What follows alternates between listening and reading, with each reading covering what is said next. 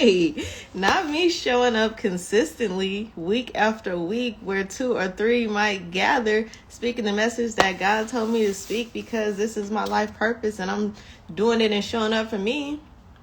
I love that for me. I'm here on another Sunday Stories, and I wanted to talk today just about letting them go. On my email list this week, if you're on my email list, get on it. If not, I'm gonna put link in bio because you could be on that list, because I definitely sent out some tips that y'all can use. If you like my content here, you're gonna love my email. But I'm sending out a series this week about letting people go, especially as it gets close to the holidays. Not just let people go, let things go, let traditions go, because this is your life. You know, I had like a scare not a couple weeks ago, a couple months ago. A couple years ago I started having panic attacks. And then I felt like I was getting better about my self-care, and then I didn't have them for a while. And then I started having them again. I had this panic attack a couple months ago where, you know, I was literally paralyzed. I couldn't move my body. My heart was beating really fast. I couldn't scream. I couldn't talk. I couldn't do anything. And at that time, y'all know I talk about like hearing voices, but it was just like very clear, evident to me, this voice that was like my voice telling me like, you're going to die one day. Right. And in that moment, I was like, oh my God, like today could be today. And literally like every day could be the day, right? Every day could be the day that is your last day. Like I could do this live and log out, and that could be it for me, and y'all would never hear from me again. And so a couple months ago when that happened and I was completely paralyzed, and I was like, you know, I'm panicking even more during the panic attack, because I'm like, I just don't have all of these things together that I feel like I'm supposed to have together, that people tell you you're supposed to have together and all this stuff. And in that moment, I was like, you know, it's really time to take your own advice and let go of more people, let go of more things, so that you can live your life the way you want to live it. When you are crowded by a lot of people, you're also crowded by a lot of opinions, and you start to feel like, I got to live up to people's expectations of me, and I have to do the things that the people around me want to do, and this and that. The good thing about me is I've always been very independent. So, like, I remember my friends when we were in middle school, my friends used to always want to go to the mall and just hang out. Like, I didn't want to go to the mall and just hang out and just walk around and, you know, wait for somebody, raggedy son, to talk to me. Like, I didn't want to do that. So, like, I would catch the bus to the mall, but then, like, I would venture out. You know what I'm saying? I'll go to the bookstore. At that time, my mall had a movie theater in it. It was only $1, so as long as you had $1, you go watch a movie. And I would just disappear because I didn't want to be doing what everybody else was doing. You know what I'm saying? But a lot of adults, especially around the holiday time, get tied into doing what everybody wants them to do. Okay? Like people that I used to work with be like, oh my God, I got to go to my family for the holidays. And I would say, no, you don't. And we were like, well, of course I do. You actually don't. Like, you can always choose to say no. You always have a choice. Now, that choice comes with consequences, because if your family is expecting you for the holidays and you are a people pleaser, and then you say, I don't want to go, or I'm not going, now the consequence of that is probably your family's going to be blowing up your phone. People are going to say you're acting funny. They're going to be talking about you and this and that. But if that's not what you want to do, the opposite of that is you going and doing it, and now you doing that negative self-talk to yourself. You telling yourself how you ain't this and you ain't that, and you miserable and you upset and all this kind of stuff, and that just leads to further pain in the end. So, you know, it's deciding who's the person that you want to please in your life, you or them. And I hate to put it like in a, you know, what's the word, like a division or a separatist kind of way. But really, like, you got to choose. I am all about community, but you have to choose yourself. Self-preservation is the most important thing, right? You got to choose you. So I wrote this email and sent out to people, and I was like, the holiday spirit missed me, and I'm not mad about it. And what happens often is, you know, people reply to my email and be like, oh my God, like, why would you say that? Or you know, whatever they say. And then so this one lady who's been on my email list for a while, and she replied back and was like, I am so sorry that people have hurt you to the point that you can't catch the holiday spirit. But the thing about the holiday spirit is, like, I'm always in the spirit. I'm in the spirit year round. I'm nice to people. I say hello. I smile. I pray. I drink my water. I mind my business most of the time. And I'm good. I don't wait till holidays to try to be nice to people or to give to people. And then, when January 1st hits, I'm back to my mean old self. I am who I am. And I say that to say you have to be who you are. And if you haven't learned that yet, I hope that today is the day that you learn that. Be more of yourself so that you can attract the people around you that are supposed to be around you. Be more of yourself so that you don't have to walk around pretending. I always say this. I would coach this one lady, and she was 68 years old when we met. And she was like, I need a life coach. And I was like, what am I going to teach a 68-year-old? A lot, right? Because a 68-year-old woman said, a couple of years ago, I decided to renounce my religion. She was like, I got into this book club and we started reading these books, and then I started, making different friends in these different areas. And I just realized that I'm actually not a Christian. Like, that's not what I believe. But that's how I grew up. And I'm afraid to tell people, like, my parents are still alive, and it would just break their heart to know that that's not what I believe anymore. And I was like, wow, congratulations, your parents are still alive. You're 68 years old and you still have your parents in your life. That's amazing. But also, if this is causing you harm and strife, and now you're lying, like, you call your parents and they ask you how was church, and now you're making up stuff. And, she said that when she goes, she doesn't go to certain places in her city. She goes outside her city. Like, you're just really going out of your way to pretend to be somebody that you are no longer. And as you grow in age, you should be maturing to a point where you start to care less and less what people think. This is not always the case, but it should be the case that you mature to a point where other people's opinions don't impact you. But this lady was really going through it at 68 years old. Like, I can't tell my parents that I'm not going to church. And I was working with her on just like, first, before you can be honest with other people, you really have to be honest with yourself. And what does that look like? And so we started doing these mirror affirmations for her. Like, I want you to stand in the mirror every morning and every night, and I want you to say these things until you actually start to believe that they are true. And so some of the things that her said is like, I am in control of my life. At 68 years old, she didn't believe that. She believed that she had to do things that her parents wanted her to do. She would, every Easter she cooked the meal that her mom made because that's what her mom did. And she sent out Christmas cards because that's what people were expecting of her. And so we worked on those mirror affirmations because, she needed to believe that she was in control of her life. And she needed to believe that she was capable of changing her life. Like, a lot of people will come to a life coach or therapist and like, okay, this is my problem, fix it. But those people don't fix it. They help you figure out, what the problem is, but really it is helping you fix it, right? This lady worked with me for a year, and oddly enough, and I didn't know you could do this, but like at 70 years old now, she joined something that's like the Peace Corps. And so like she's in another country doing like kind of mission-like work and teaching English to people in other countries, doing that kind of stuff, because that's what she wanted to do. And she finally broke free of that rigidness. And she did tell her parents that she no longer believed the things that she believed. And they stopped talking to her for a while. And then, because they were old, they were getting close to dying. They were like, okay, I forgive you. Do what you want to do. But it took her 68 years to let some things go. And I hope it doesn't take you that long. I hope that, now in your life, as we're moving into the fall, it's about to start getting dark earlier. We're in the fall, winter. This is the time of, what do you call it? I'm not a farmer, but like harvesting season, right? Like, this is the time where things go deep underneath to grow, and then they pop out in the spring. So I hope that you get, deep into your soul bag in this season and figure out what it is that you want, and everything that you don't want, I want you to let it go. Okay. Letting go of bad habits, things that you've probably been doing for years that you now consider part of your identity.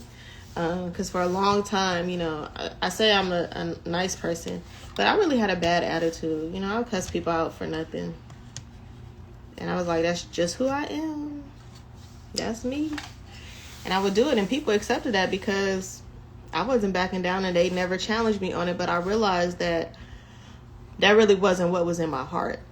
And that's not the reputation I wanted to have of doing that. Nowadays, I don't cuss people out. I just cut them off, right? And that's necessary. Going back to my harvest analogy, if you've ever grown something, like if you ever had a plant in your house, or it's not a good analogy because plants don't do well in my house, but you know, if you've ever grown something, then you know that most times you have to let go of the good for the great. Like if you're growing your hair, for example, at some point you're gonna have to get a trim, right? Because the split ends and the dead ends, you know, don't help your hair to grow. They're just hanging there, and they're in the way. And they're in the way. And when it comes to, you know, when it comes to your hair, the split ends start to creep up and get into the healthy hair. So now your hair just looks raggedy, right? So if you're growing something, you're going to have to cut off some things to get to the best part, right? You got to cut off the split ends to get to the healthy hair. If you're growing a plant, you got to cut off some things so that that plant can grow and thrive. If you're growing grass, you got to pull up the weeds every now and then, right? So you have to do that in your life too. Like people say, like, cut the grass to see the snakes. It's not always the snakes. Sometimes it's the weeds. Sometimes it's the worms. Sometimes you ain't got the right worms in your grass. Because worms are supposed to help fertilize the earth, but sometimes you ain't got the right worms for the soil that you are growing, for the plants that you are growing. So you have to take stock of that. And so you got to cut some things off. There are people that I have known for a lot of years of my life that I had to cut off because I couldn't grow around them. Like people that have been in my life that have been doing the same thing since I met them in my life. No forward progress or nothing, like just nothing. And when you are not used to seeing people grow, then you don't grow. There was a whole study done about this. You know, people test everything on lab mice, and it was like this study about growth, like productivity, right? So they gave all these mice like this drug that made them work like nonstop 24/7, and then they put a mice in there that didn't have the drug, and when he got in there, he started working like 24/7, and then they start adding mice one at a time to see how they would adapt. And all the mice that came to the area with the mice that had the drugs that made them not be able to stop working, everybody else adapted. And so then they did the opposite. They had a thing, you know, of mice that was not productive. They were just doing nothing. And then they put a mice in that had the drug that made them, you know, super high energy, go, go, go. And for a while, that mice kept going. And then after a while, it stopped and started doing what the other people are doing. So your environment, the people that you're around, the things that you surround yourself with are so very important, because we always think, like people will say, like that quote, be the change you want to see. But sometimes you go somewhere to be the change and it ends up changing you. So you have to get away from the people, places, and things that are taking you to a place that you know you don't want to be. I say this about social media too. Like everybody be taking social media breaks and I'm deleting TikTok and blah, blah, blah. It's like these platforms in and of itself, is nothing wrong with them. It's the people that you choose to follow. Because a lot of things that some of the people that I follow talk about, I don't even be seeing. Because I don't follow those types of people. Like my social media is really like a vision board. I'm following the people that I can be inspired by. Now, do I go into the search and check TMZ in the shade room from time to time? Yes. But I don't see that stuff on a daily basis. If somebody mentions something to me, like the whole Jada Pinkett Smith book, like I'm not following her. Or I'm not following many people that talk about her, but I looked into it and I'll go check it out. But that's not my consistent thing, right? I see a lot of inspiration when I sign into social media because I let other things go. Now, when I started unfollowing people, I do this probably like every other year. I just go and unfollow a bunch of people. And people will really get mad, like, oh my God, I've known you since 5th grade, okay? And you ain't talking about nothing I want to see. Yeah, hit me up if that changes. That's cool. You don't have to follow me. It's okay. I say that to say, like, in this season, as we're getting close to the end of the year, it is time for you to start shedding some habits, some people, some environments. And I'm not saying that no longer serves you. I've learned to not say that, because if something is in your life that you're holding on to, it does serve a purpose. It may not serve a good purpose in your life, because bad habits serve a purpose too, right? If you smoke cigarettes, that's serving a purpose, right? It's keeping you distracted from something. It's calming your nerves, as people say. It keeps you a part of certain communities of other smokers, right? That's serving a purpose. Do you want that purpose to continue to be served in your life is the question. And if you don't, let it go. If you have people in your life that are not positively influential, people aren't holding you accountable. I had this, so this girl, let me tell you this story. So this girl, she's a friend of my friend. And she follows me and she cool, and she's a business owner too, so like we connect. And she was like, oh my God, like I need an accountability partner. And she posted this on her story and I liked it. And she messaged me and was like, can I have your number? Like, would you be my accountability partner? I said, sure. So I went through a little thing with her, like, as an accountability partner, like, what are you expecting? Like, what's your goal? She's like, oh yeah, like I'm doing this challenge, this 75 hard challenge. I'm supposed to exercise every day for this amount, blah, blah, blah. I was like, okay, so I'm probably not going to hit you up every day, but I'll check in with you. I was like, cool, because, I've been working out too, so I'll send you my workouts, it's a little motivation, whatever. So I'm going on about my life in the gym, first day already it's the issue. I was like, hey girl, you starting your day today, you starting your challenge today, how's it going? She's like, oh, I'm so stressed out from work, I didn't get a chance to go, I'm start tomorrow. Okay. Day 2. Oh yeah, I tried to go to the gym this morning, but it was so crowded. Oh, I'm gonna go after work. All right. So a couple days went by. Oh, I went to the gym once, but I'm gonna start the challenge over, because that's the rules. Like, if you miss a day, you gotta start. And I was like, well, maybe this is not gonna be the challenge for you, since it requires 75 consistent days. Why don't you just set a habit? If you're a person that has never gone to the gym ever, and now you're like, I'm gonna go 75 days in a row, that's a little hard unless you're highly committed to the process. Now, as an accountability partner, if she was like physically where I am, then I might be okay, meet me at the gym. That might provide a little more inspiration or encouragement, but I'm not going to drag you out your house. So anyway, she's like, oh no, I want to do this challenge because I'm trying to, lose weight for my birthday. And my birthday is like 80 days away or whatever. So it's 75 and like whatever. Okay, cool. So then, a couple of days went by. I sent her, a little video of me in the gym. I'm like, hey girl, hope you get your workout in today. Sweat season, all that kind of stuff. So I'm messaging her. So I'm getting left on red. So I stopped messaging her. So then, now this is like 3 weeks into the 75-day challenge. She sends me a message about something random, about some business stuff. And I'm like, so how's your challenge going? She's like, don't ask me about that. I ain't doing that no more. Okay. But you asked for accountability. And then here I is holding you accountable. And you don't want to be accountable. That's cool. So you know what I said? That's probably not going to be somebody I'm going to continue to engage with, because if you can't keep your promise to yourself, like we set these goals, right? And I always tell people like, yeah, I can help you reach goals because I know like a system for tracking and doing all that stuff.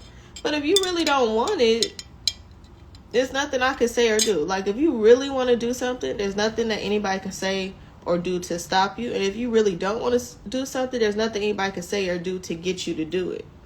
And I have learned that through coaching people over the year, because people would be like, I had this girl, and it's sad because she actually died a couple years ago. Also, I had this accountability group. She was in a group because she was trying to lose weight, and she had like a serious health issue that she had to lose weight in order to get her surgery because she was whatever. And she just wouldn't do it. It's like, okay, you went to the gym and then you went to Popeyes after. Like, you're not supposed to be eating that to begin with. Or you went to the gym, but you're walking around Planet Fitness talking to your friends instead of actually exercising. And sadly, like, she ended up dying, like, for real. So people don't look at things as like a life or death often. But it's very much that. Like, when I think about friends that I used to have or people that I used to hang around with, like, literally their life is going nowhere. And some people are totally fine with that. Like, I have a person who used to be my friend. I gotta keep calling everybody my friend. I have a person who used to be my friend. And growing up, she lived in projects down the street from me. And the last time I was in California, she lived in the projects down the street from where I used to live still. And, you know, she was, you know, braiding hair in her house, and she had, like, you know, all these kids running around and really wasn't doing anything. And that life may be good for some people. And I'm not saying you have to, you know, go and be an astronaut or do whatever. Whatever brings you peace in your life is for you. But it wasn't bringing her peace, right? Because when I went to go see her, all she wanted to do was talk about other people and gossip, right? It's like nothing had changed from when we were 12 years old. I don't want to gossip. I don't want to sit in the house all day and watch reality TV, right? I don't want to sit around and, you know, drive around through the city at night. Like, it's more to life, okay? And when you realize that there's more to life, you have to get out there and get around the more and stay away from the less. And so you gotta let people go. You gotta let people go. You gotta let old things go. You gotta let old habits go. And this is the season to do it now, before the new year starts. Because when the new year starts, you're gonna want to be doing some new things, and you can't bring the old people with you. And I learned that too, that everybody can't go. Nor does everybody want or desire to go. There were people that I had in my life, and I was trying to do these things with them, and they didn't want to do those things. And I was telling them, like, oh, you have to. This is so important. This is going to blah, blah, blah. But that wasn't important to them. It's important to me. It wasn't important to them. And you can't make what's important to you important to other people, right? You have to focus on you and shining your own light and following your own path. And sometimes that path is going to be lonely. Yes, people are going to talk about you. Yes, people are going to say this and that. But you have to build up the muscle, the capacity, that emotional intelligence, that emotional hard shell, so to speak, so that you don't allow those things to deter you or distract you from what your ultimate purpose is. Okay? People come to me all the time like, oh, I need help finding my purpose. And literally, like, you already know what your purpose is. The problem is you waiting on everybody else to approve your purposes, so you don't walk into it. So you play small and you act like you're not who you are. You act like you not that girl or that guy, because you don't want to overshadow the people who are actually shadows in your life. So you're like, oh, you know, you're doing something that you enjoy, doing something that comes easy to you. And people are like, oh my God, that's so dope. You're like, yes, all right. It's cool. That's one of the things I hate about Chicago slang. It's so nonchalant. Like, you ask people, oh, how was your day? They'll say it was decent. Decent is like bad in actual language. I don't like that. Right? I'm doing great. I'm on fire. I'm spectacular. How are you? Still amazing. I told somebody that and they just stared at me. How are you? I'm still amazing. Right? We don't want to hype ourselves up because we don't want to make other people feel bad. Some of us have a bad habit of doing that. Like, we're working on stuff. We don't want to tell people we're working on stuff. We, you know, getting accolades and accomplishments and awards, and we don't want to tell nobody because they ain't got nothing, and we just don't want to make them feel bad for not doing anything in their life. Make them feel bad. Then maybe they'll do better. Right? Don't turn down your light. Don't turn down your shine because other people refuse to get into the light. Your light is your light, and you can't turn it down if you want to. If you're in your winning season, you can't stop winning if you want to. But you're in your winning season, trying to go and help other people in their losing season, and you taking your eyes off of your game, and they ain't even coming to play. it is what it is. So all that to say today, y'all, let things go. Let things go. Let people go. Let them all go so that you can go and move forward and further than you have before. Thank you for coming to my live. See you guys around. Shit.